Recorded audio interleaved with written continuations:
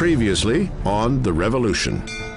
Ethan Allen took all the glory for seizing Fort Ticonderoga from the British, an affront to Benedict Arnold's honor he won't soon forget. These really are vain, egotistical men interested in the accumulation of individual glory.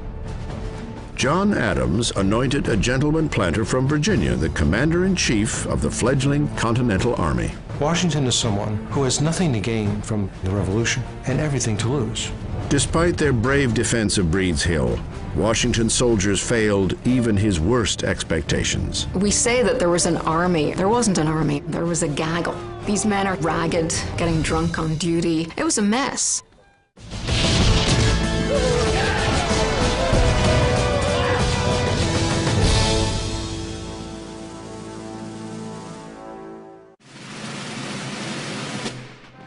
April 1776. Fresh from their victories in Boston, the Continental Army marches overland toward New York. Having sent the British running, they are America's surprise heroes.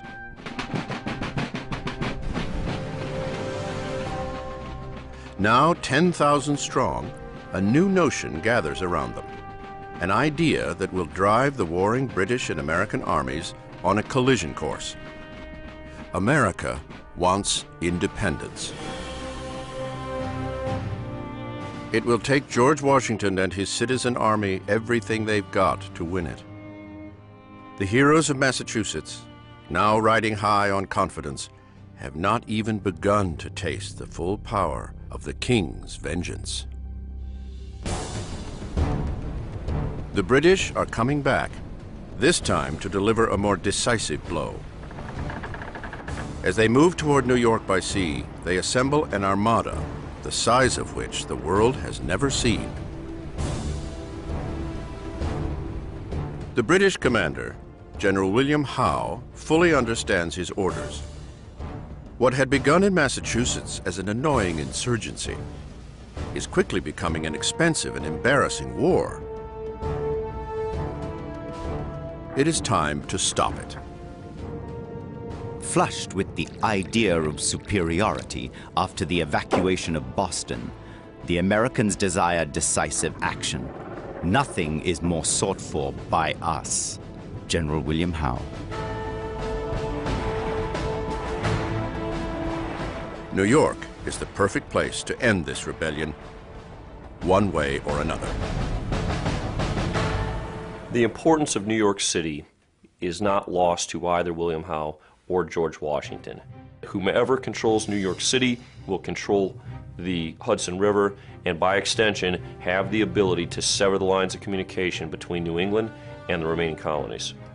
This was the grand strategy that was going to subdue the rebellion, that would break the colonies in half along this river, that would separate the cockpit of the Revolution in Boston from the cockpit in Virginia, in New York, in New Jersey, and by that means bring about the collapse of the rebellion.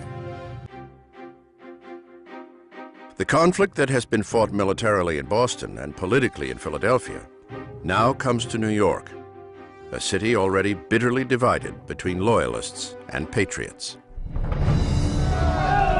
Each side, loyalist and patriot, is waiting for the great clash that will decide their fate.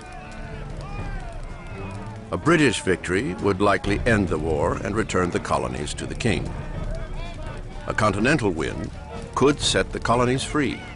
At stake, liberty.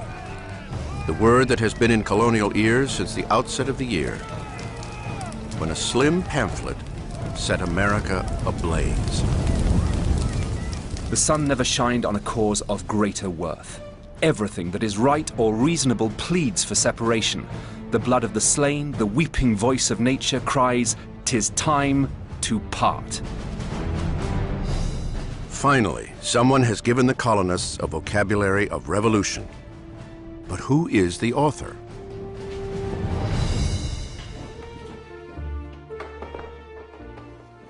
The words come anonymously from the most unlikely source. Not a leading American, but a young immigrant starting his life over in the New World. He comes from England with little money, scant education, and few prospects. But he carries powerful ideas from the European Enlightenment, ideas that, when planted in American soil, will grow into a revolution that will change the world. The author of this incendiary manifesto, Thomas Paine. We don't have a statue of Paine. He's got to be the only founding father who has not been commemorated in marble and bronze because he was a true radical. Young Tom Paine had never amounted to much in England, though he had tried his hand at everything. He had been a house servant, a merchant marine, and even a corset maker. In each of these pursuits, he would universally fail. Paine would discover himself in Philadelphia. Like many immigrants, it becomes his blank slate, his chance to start over. It is this same spirit Paine sees in America. Restless, searching, ambitious, the raw makings of a new world, without the burden of kings or powerful churches.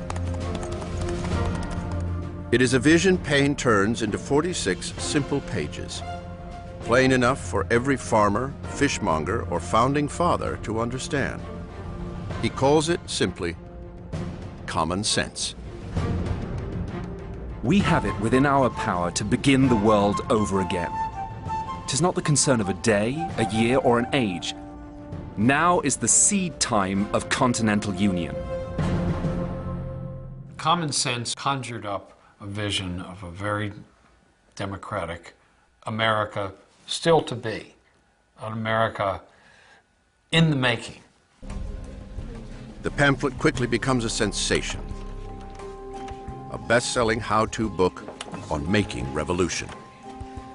Some say 100,000 copies of this were published. Translate that into population rates today, that would be like selling 20 million books through Amazon or Barnes & Noble. That's an awful lot of communicating. Colonists now contemplate the once unthinkable, breaking with the King of England. Thomas Paine has finally told them what to do. Begin a new world. Begin America.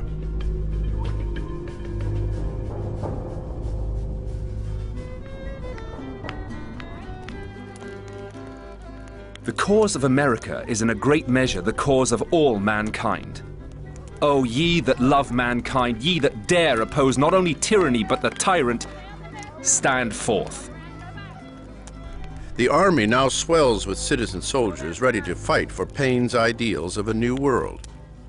Soldiers like Lieutenant Joseph Hodgkins. My dearest Sarah, I hope Providence will provide for us and carry me through all the troubles we have to meet in the way of our duty and while we are absent from each other. A New England cobbler, 32-year-old Hodgkins had joined the army to protest colonial rule in his town of Ipswich, Massachusetts. Now he is pushing farther from his home, his tiny shoe shop, and his wife, Sarah. I would not have you be uneasy about me. As I'm engaged in this glorious cause, I am willing to go where I am called. Yet these citizen soldiers like Hodgkins present their own problem to General George Washington. Full of ideals, they lack training and experience. New York will be a battle on a scale none yet know against the full force of the greatest army in the world. Washington harbors doubts. He had very rational fears. Any man of military experience would look at the task before them and realize this is not a foregone conclusion that we can achieve victory. Victory or defeat will soon mean the future of America. The rebellion begun in Massachusetts over taxes is about to become a revolution for independence.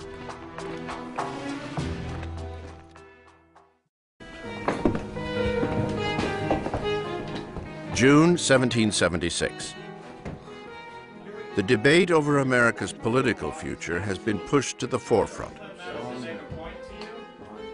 What once was considered an act of mutiny and treason now becomes a real possibility, even a destiny.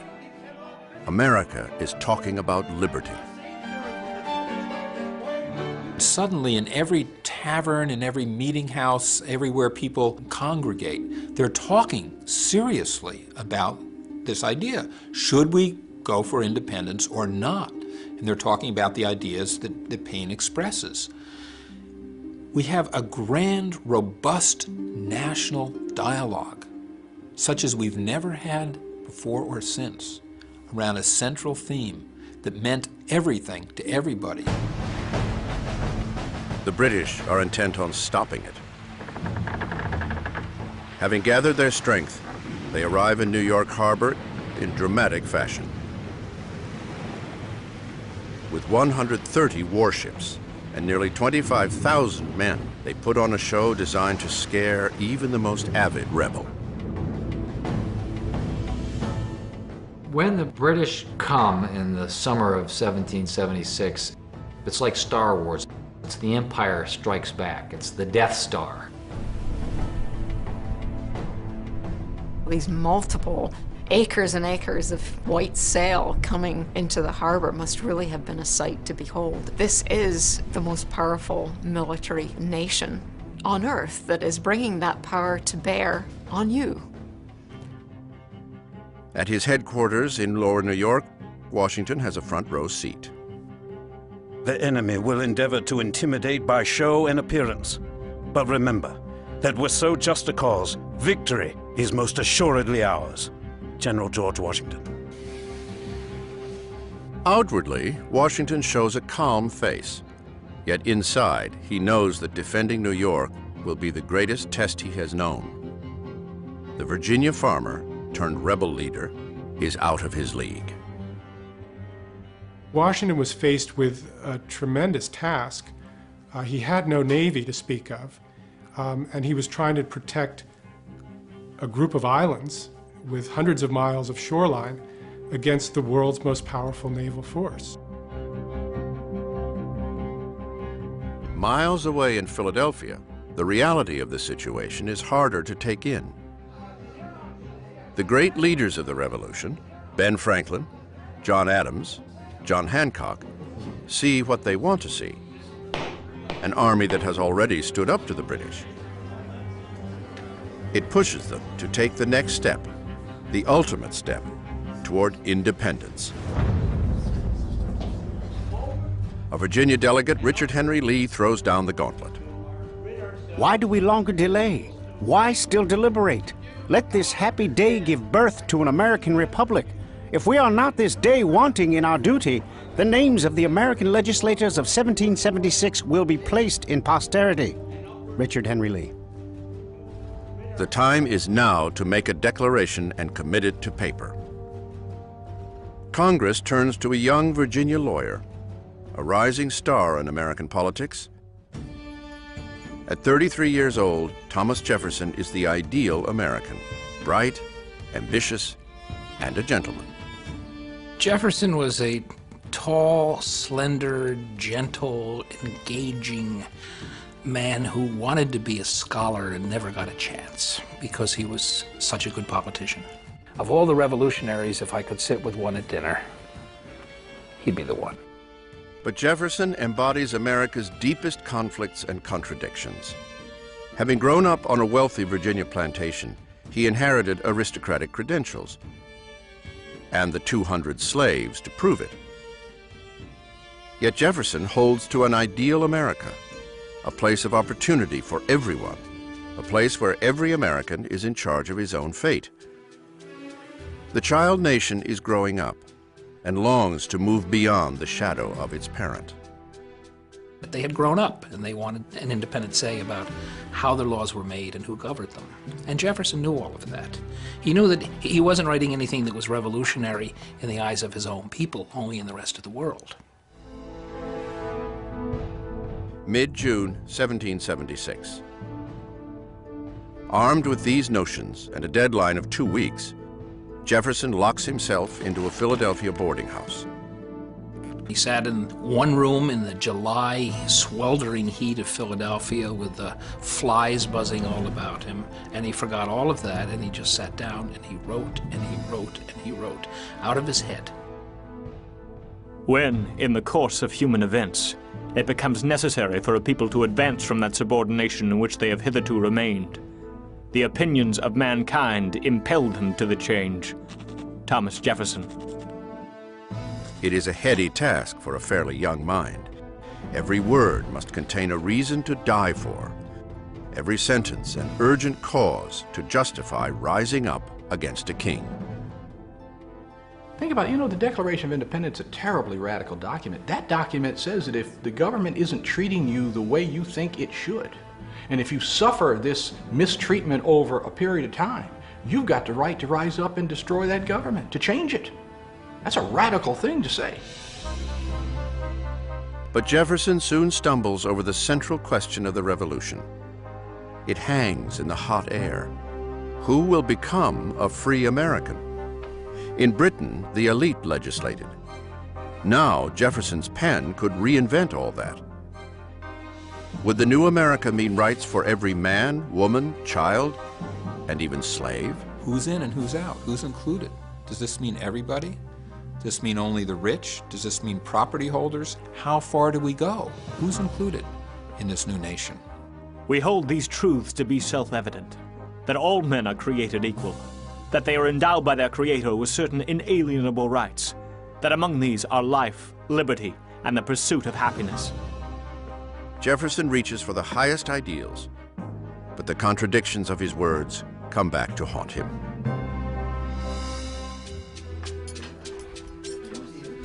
All the talk about freedom and liberty, all of this reaches the ears of nearly 500,000 colonists who are black. That's 1/5 of the population. Slavery already divides the colonies. Now, with the talk of independence, it takes front row. Some colonists draw the line at giving liberty to slaves. Others bristle at the hypocrisy of fighting for independence while sanctioning slavery. Jefferson himself remains divided. His own slaves watch their fates debated before them. When Thomas Jefferson, incidentally the holder of over 100 slaves at this moment, wrote, "We hold these truths to be self-evident, that all men are created equal, endowed by their Creator with certain inalienable rights, that among these are life, liberty, and the pursuit of happiness." You don't think his slaves said, "Right on, John, right, right on, Thomas," that this is precisely what we want.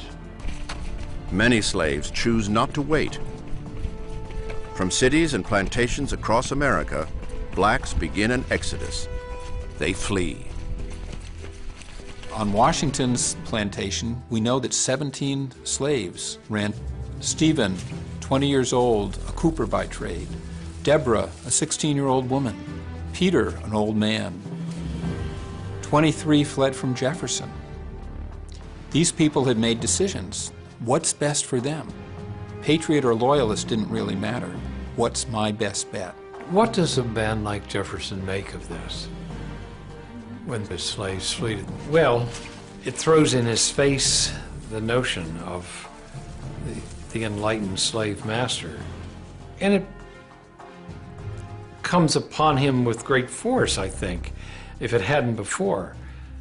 There's a fundamental contradiction in this whole revolution project between fighting for unalienable rights and holding slaves. He knew that. Jefferson takes aim at slavery with scathing indictments of its wrongfulness. He puts them in his draft, yet falls short of calling for the end of slaveholding. Major battles are looming. Compromises must be made. In Philadelphia, his draft will soon be thrown to the varied interests in Congress. They will tear it apart. While in New York, the Continental Army prepares to put its life on the line for the dream of independence.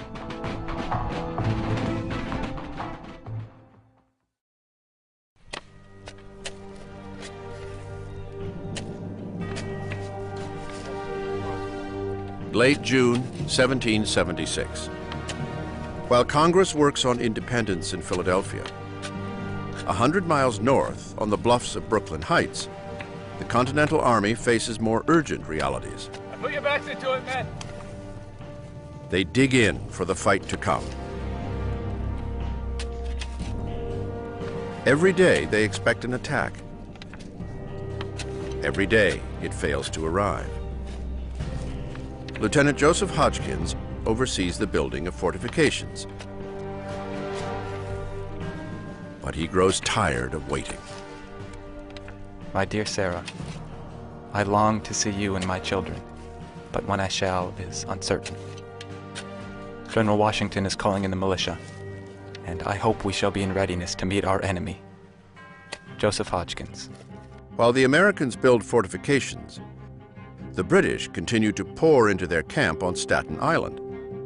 Throughout the summer, their force swells as the king sends more ships with more troops. Washington watches and waits. The impeccably cool gentleman from Virginia remains perplexed by the British, who gather strength but show no sign of attacking. Day after day, week after week, he can only sit and wonder. Very unexpectedly to me, another revolving Monday is arrived before an attack upon this city, or a movement of the enemy. The reason of this is incomprehensible to me. General George Washington. The flotilla of British ships bobs just off the tip of Manhattan, waiting for even more reinforcements, biding their time, wearing down rebel nerves. What Washington needs is a navy to stand up to the Goliath of the British Empire. What he gets is a slingshot, a tiny concept he hopes will have a huge impact. Its codename, the Turtle. It's the world's first combat submarine, designed to harass the world's mightiest navy. Made of oak, covered in tar, the tiny craft fits just one person. With a bicycle-like method, the engineer propels the vessel underwater. With a drill, he will fasten kegs of gunpowder and a fuse to his victim's hull. But the simple weapon is not simple enough. The Turtle will be used only once during the Battle of New York. At night, she sneaks up on the British flagship, the Eagle. But fastening the explosives to the hull proves too difficult. The Turtle is forced to make a hasty retreat, spotted and pursued by British longboats. The keg of gunpowder, the erstwhile torpedo, floats down the Hudson River, where it goes off by itself, harmlessly. A giant column of water shot up as the bomb went off, and people on the shores were looking on in astonishment. But that was the end of the experiment. It will be words, not bombs, that deliver Britain the strongest blows. July 1st, 1776. A draft of the Declaration is delivered to Congress. The delegates immediately tear into it. The excruciating part took place after the document was written, and that was 3 days of debate in Congress, in which Congress took out 89 different things, including any language criticizing the practice of slavery. And Jefferson just sat there writhing through the whole thing. The issue of slavery is left for another time. There are flickers of doubt. They're bothered by it. They can't fix it. They kick it down the road. They basically postpone the problem to be reckoned with on another day. That day became the Civil War. It was a pretty bad day. But it's not that they're not bothered by it. They know what's wrong, they just don't know how to deal with it. The pressure of time once again intervenes. On July 2nd, the matter of independence must be put to a vote. It passes. The second day of July, 1776, will be the most memorable in the history of America. It ought to be solemnized with pomp and parade, with shows, games, sports, guns, bells, bonfires, and illuminations from one end of this continent to the other, from this time forward forevermore. John Adams, Congressional Delegate. Adams is a little off on the date, but close. 2 more days are necessary to hammer out the final declaration. On July 4th, independence becomes written fact.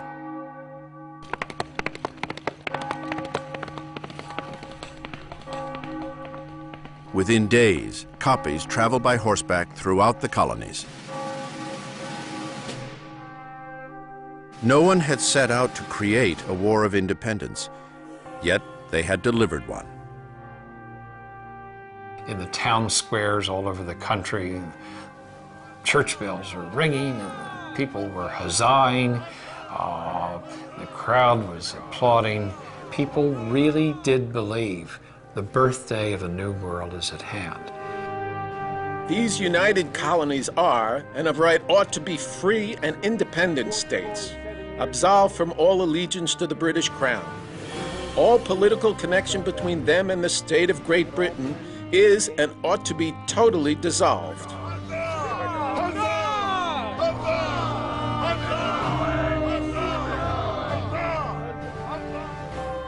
For those who had only imagined such a document, its realization is inspiring and sobering. The delegates who signed their names know they have just committed treason, a crime punishable by death. All of our founding fathers, they think they're going to hang. We either hang together or hang separately. That was literal. They are outlaws. And if they fall into the hands of the British Army, they think they're going to swing from a tree. It is the reckoning at the hands of King George that is on the minds of the signers, and for everyone across the colonies who supports independence.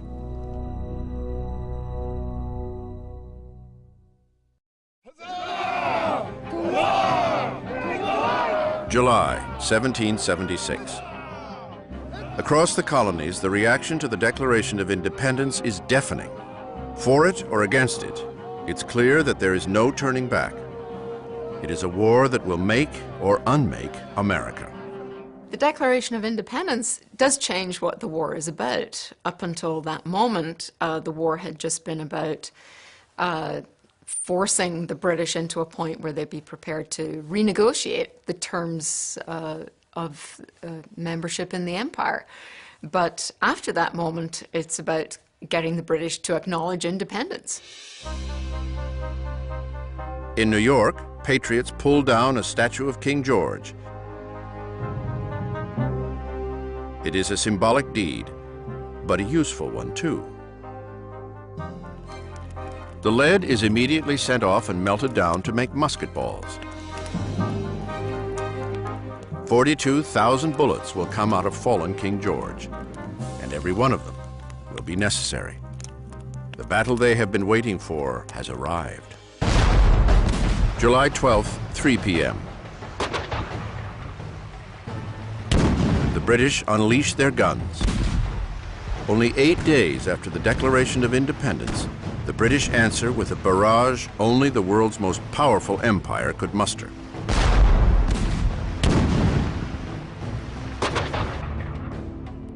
Soldiers and citizens alike freeze with fear.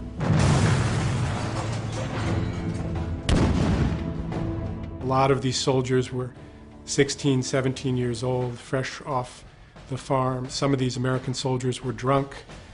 in their cups, as the expression was. And so it was really kind of a disaster and a really inauspicious beginning to the battle for New York for the Americans. George Washington is furious.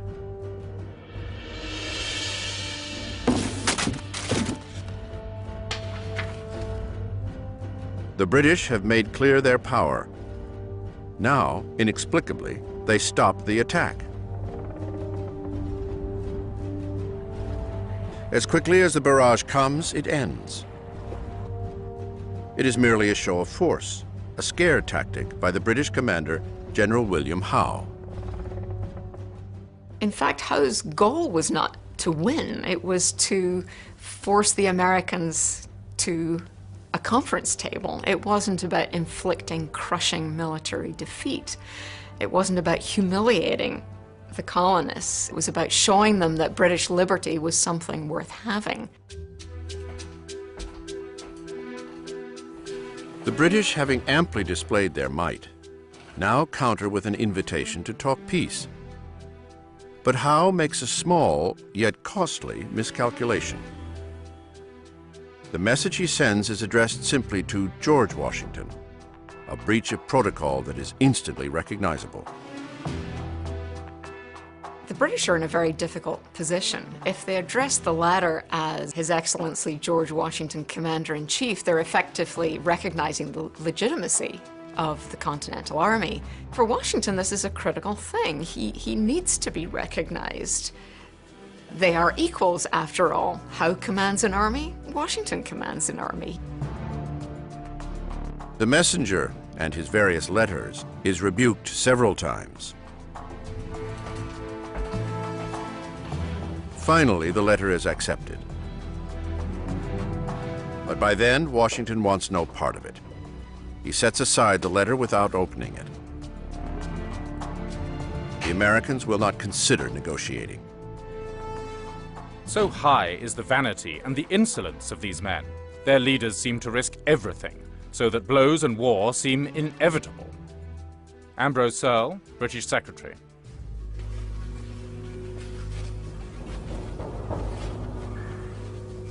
August 12, 1776. There will be no peace. Instead, the Continental soldiers will have to deliver America by war. The British might will soon return, but when and where remain a mystery. Joseph Hodgkins redoubles his efforts. My dear Sarah, the posts are not going as quickly as I expected.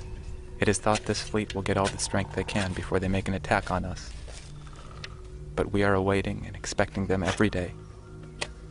Joseph Hodgkins. This will be a different scale of warfare than these soldiers have ever known. On the eve of battle, some sit down to prepare their wills, aware that their first real battle with the British may also be their last.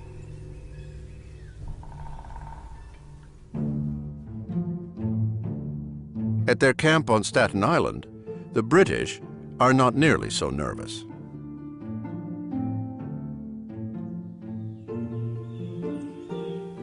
Sure that victory is near, they bide their time enjoying the fruits of the American continent. The fair nymphs of this isle are in wonderful tribulation, as the fresh meat our men have got here has made them as riders as satyrs. A girl cannot step into the bushes to pluck a rose without running the most imminent risk of being ravished. Lord Rawdon, British officer. Their leader also takes full advantage of his time. Having taken one of his officers' wives for a lover, General William Howe lets the days slip by in his private conquests. George Washington can afford no such pleasures. Back in Manhattan, the general is losing his famous cool. As he waits, he guesses and second guesses every plan and every defense. He too is about to face the biggest battle of his life, and it will not be on his terms.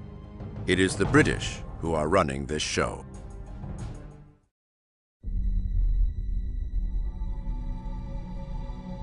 Late August, Long Island, D-Day. On a warm August morning, Howe moves his army.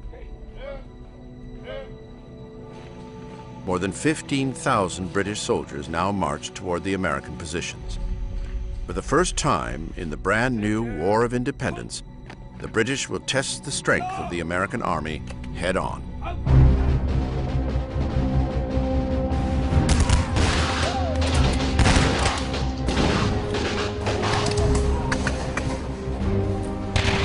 The British attacked first, with 2 columns taking the Continentals in a frontal assault.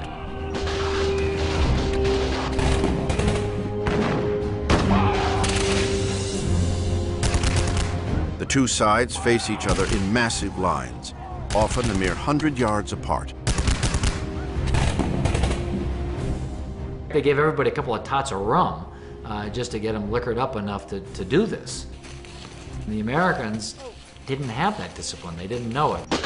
This is European-style warfare, where nearly all the Continentals, it is their first taste of it. A person in the 20th or 21st century looks at those linear battle formations of the 18th century as they seem to be struck by the stupidity of these things. But really, these tactics and these formations are predicated upon the state of technology at the time.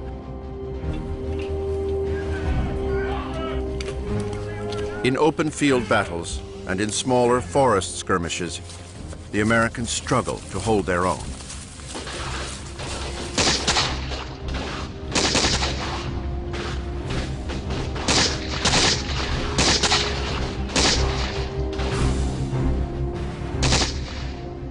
What they don't know is that they are fighting a decoy.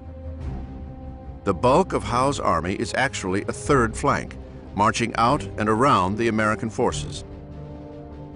Washington has not prepared for this. By 10 a.m., the British break through the rear ranks and devastate the lines of the Continental Army. The worst possible thing that can happen in those situations is to have a complete rupturing of your line, a complete break in which men panic and everybody flees basically for themselves. It is, without a doubt, the most demoralizing, disheartening sort of experience these soldiers could have possibly felt. The rebel army, in a state of panic, flees. Among them, the young Lieutenant Joseph Hodgkins. He watches his soldiers break, a sight he will never forget. Loving wife, in the woods and in the night, the enemy marched out 2 different ways. We were obliged to go through fire and water. It seems the day is come that in all probability depends the salvation of this country. Joseph Hodgkins.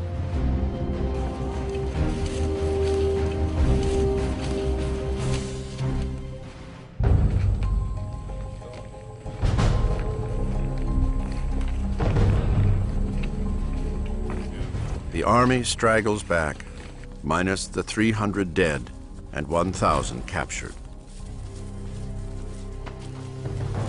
George Washington watches in shock. His army had not withstood the battle. He had failed, and the danger is far from over.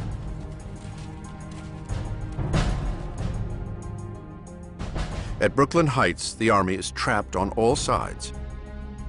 The British Navy commands the waterways to the west. From the east and south, Howe's army closes in on the shattered Continental defenses. All looks lost, but the end would not come just yet. In a last effort to save his army, Washington orders an immediate retreat to start at nightfall.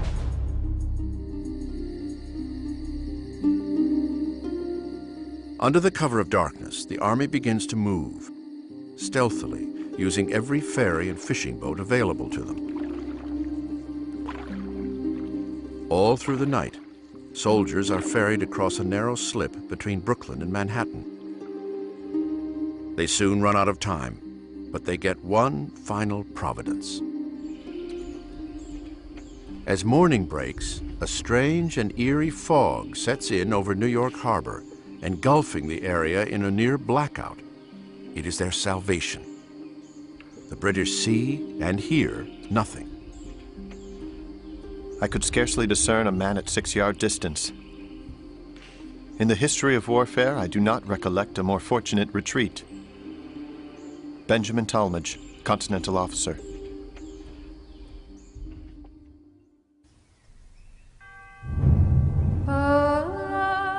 When the fog lifts, the British are met with an empty camp. The Continental Army, just hours before on the verge of defeat, has vanished overnight. The failure to capture them and to really put a stop to the war by rounding up the rebel forces really was perhaps one of the greatest blunders of the war, because it was in New York with the greatest armada, the greatest number of men that they had at any time during those 8 years. The British lost their best opportunity to win the war at a stroke.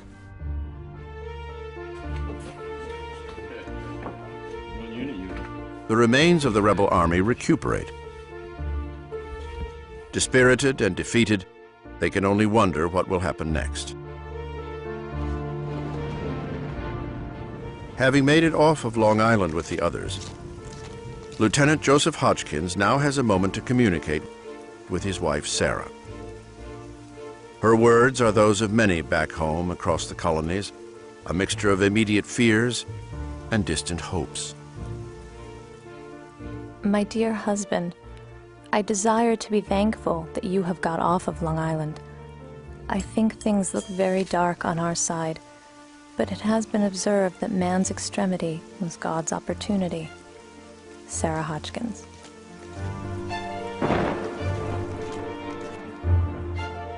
George Washington is wrecked. He has come within inches of losing his entire army, and along with it, the cause of independence. Now he knows he must abandon New York City. The Continental Army is in no shape to fight again. They leave the city and go north along Manhattan Island. A few months ago, they were being treated as heroes. Now they are in full retreat.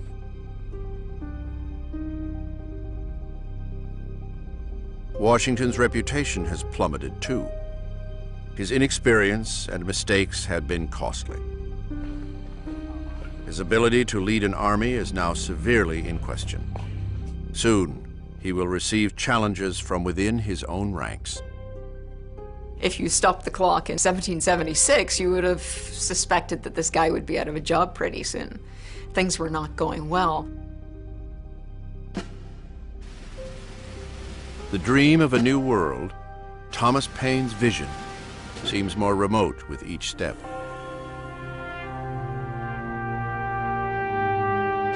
Across America, spirits are depleted. Many soldiers up and leave the army. Others, like Joseph Hodgkins, face the choice: stay and fight, or return to their homes, perhaps as British subjects evermore.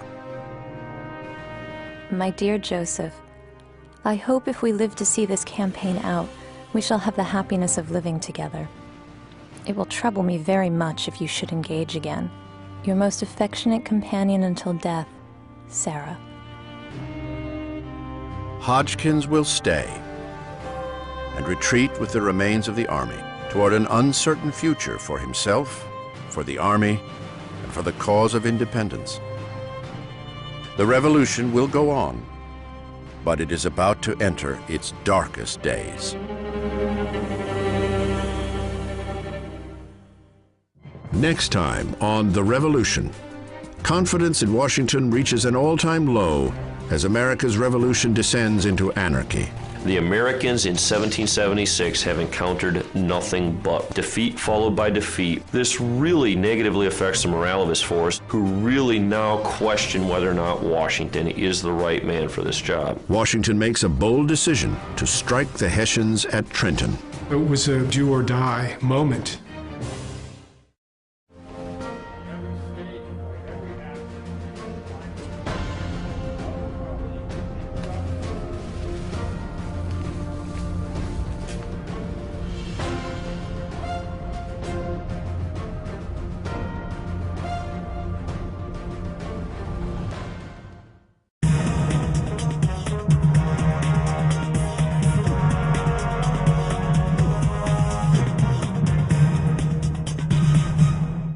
greater worth. Everything that is right or reasonable pleads for separation. The blood of the slain, the weeping voice of nature cries, "'Tis time to part." Finally, someone has given the colonists a vocabulary of revolution. But who is the author?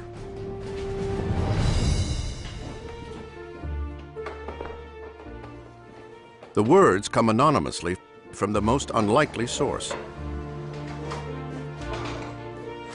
Not a leading American, but a young immigrant starting his life over in the New World. He comes from England with little money, scant education, and few prospects. But he carries powerful ideas from the European Enlightenment. Ideas that, when planted in American soil, will grow into a revolution that will change the world. The author of this incendiary manifesto, Thomas Paine. We don't have a statue of Paine. Boston. The Continental Army marches overland toward New York. Having sent the British running, they are America's surprise heroes.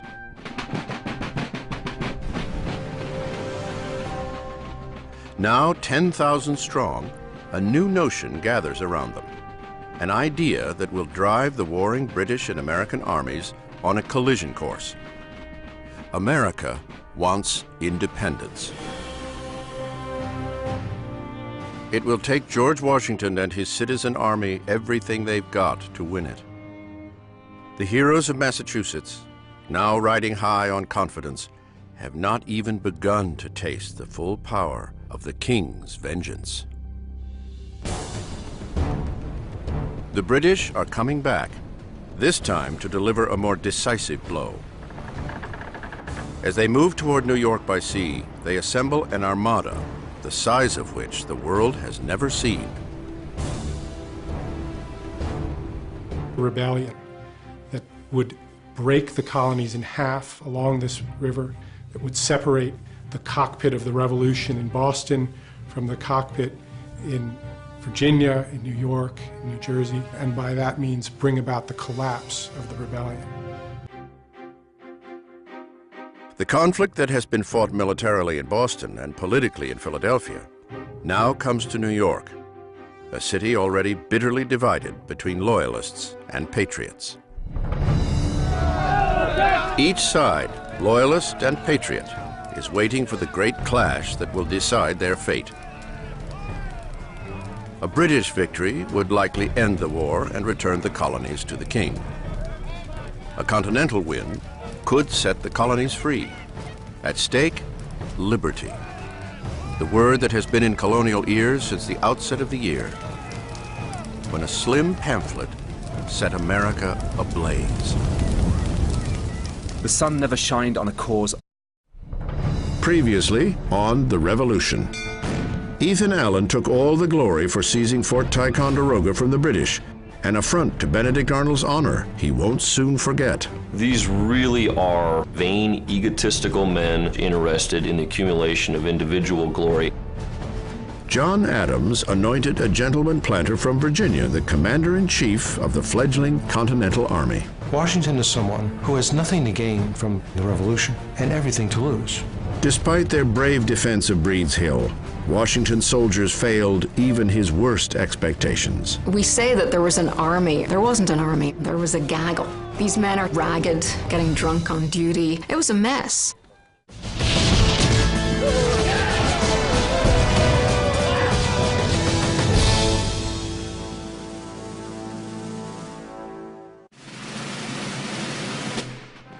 April 1776. Fresh from their victories in the British commander, General William Howe, fully understands his orders. What had begun in Massachusetts as an annoying insurgency is quickly becoming an expensive and embarrassing war. It is time to stop it. Flushed with the idea of superiority after the evacuation of Boston, the Americans desire decisive action. Nothing is more sought for by us. General William Howe. New York is the perfect place to end this rebellion one way or another. The importance of New York City is not lost to either William Howe or George Washington. Whomever controls New York City will control the Hudson River and by extension have the ability to sever the lines of communication between New England and the remaining colonies. This was the grand strategy that was going to subdue the